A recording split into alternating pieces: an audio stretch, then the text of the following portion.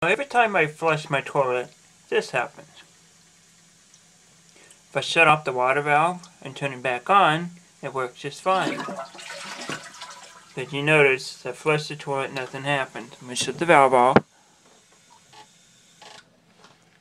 I'm going to shut it back on, and it works. Now, I'll show you how to fix this. Actually, we're not going to fix this. We're going to replace that, because that thing's bad. You go to Walmart, and you can buy a new universal toilet fuel valve for $7. First, you're going to shut your valve off. Then you're going to turn this, take this off. You want to have a towel down so you don't get water all over the place. You're going to have some dripping.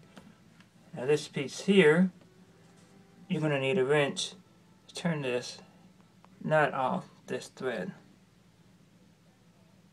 Okay, now to take this nut off, you're going to turn it clockwise.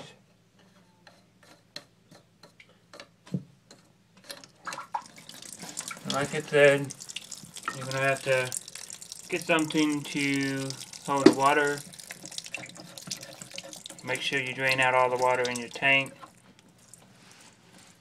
Otherwise it gets all over your floors.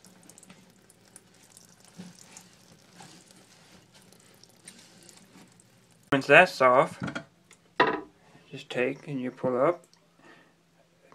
And then you just look on your new one, compare it to the length for this part, and follow your instructions to make it that length.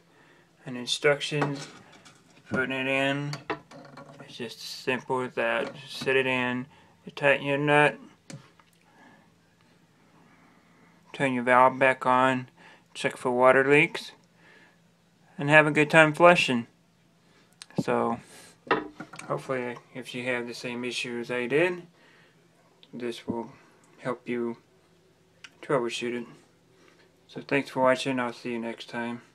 I hope you had a big flush of success.